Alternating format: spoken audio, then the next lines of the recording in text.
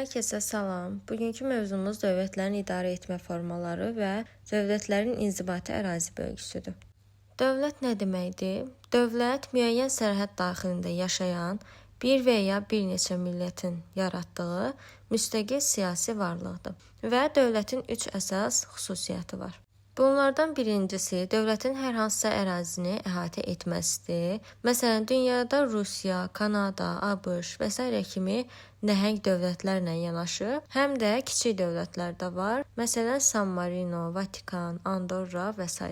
İkincisi, əhalinin sayıdır. Əhalinin sayının az və ya çox olmasının dövlətin mövcudluğuna təsiri yoxdur, amma dünyada elə dövlətlər var ki, onların əhalisinin sayı 1 milyard nəfərdən çoxdur. Məsələn, Çin, Hindistan. Bəzi dövlətlərin isə əhalisinin sayı yalnızca bir neçə min nəfərdir. Bunlara da İslandiya, Monako kimi kiçik dövlətləri göstərə bilərik. Üçüncüsü isə idarə etmənin, yəni qanunverici və icra edici orqanların olmasıdır. Ümumiyyətlə, dövlətlər idarə etmə formalarına görə iki cür olur: respublika və monarxiya. Dünya ölkələrinin əksəriyyəti respublika idarə etmə formasına malikdir. Respublika idarə etmə formasına malik olan dövlətlərdə dövlətin başçısı prezident və yaxud da baş nazir adlandırıla bilər və ölkə başçısı səsvermə yolu ilə seçilir xalq tərəfindən.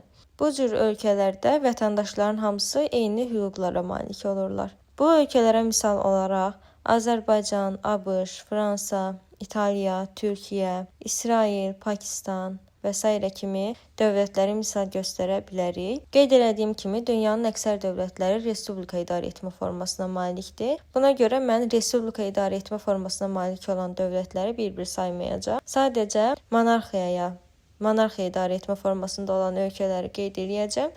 Digərləri isə respublikaya aid olacaq. Monarxiya idarə etmə formasına malik olan dövlətlərdə hakimiyyət vərəsəlik yolu ilə ötürülür. Vərəsəlik yolu dedikdə isə nə nəzərdə tutulur? Dövlət başçısı vəfat etdikdən sonra hakimiyyət onun ailə üzvlərindən birinə və yaxud da onun varisinə ötürülür. Bu deməkdir. Ölkəni idarə edən şəxs isə kral, sultan, knyaz, hersoq, əmir, imperator və s. adlandırıla bilər.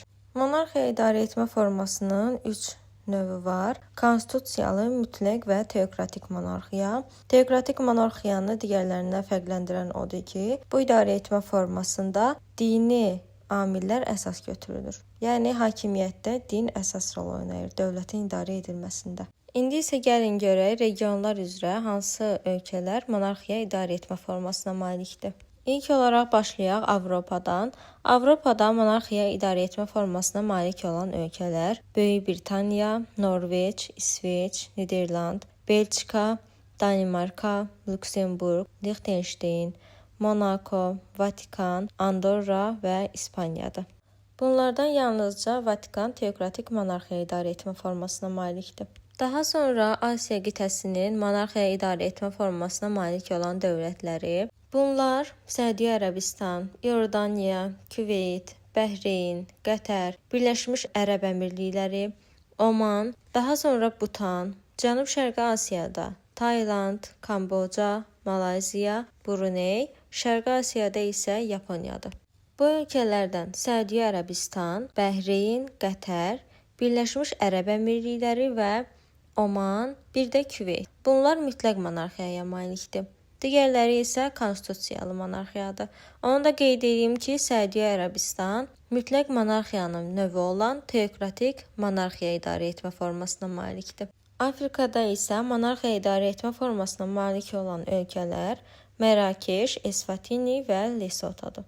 İndi isə keçək dövlətlərin inzibati ərazi bölgüsünün izahına. Ölkələr idarə edilməsinə görə fərqli olduğu kimi, inzibati ərazi quruluşuna görə də bir-birindən fərqlənir. İnzibati ərazi bölgüsü dedikdə, ölkələrin idarə edilməsi üçün ayrılan ərazi vahidləri nəzərdə tutulur və bu xüsusiyyətinə görə ölkələr, yəni dövlətlərin inzibati ərazi bölgüsünə görə ölkələr iki qrupa bölünür: unitar və federativ. Unitar dövlətlər vahid bir mərkəzdən idarə olunur və bu ölkələrin tərkibindəki inzibati ərazi vahidləri dedikdə nə nəzərdə tutulur? Rayon, vilayət, mahal və s. Bunların siyasi müstəqilliyi olmur, yəni özünü idarə etmə hüquqlarına malik deyillər. Unitar inzibati ərazi bölgüsünə malik olan ölkələrə Azərbaycan, Türkiyə, Fransa, İtaliya, Misir, İran və s.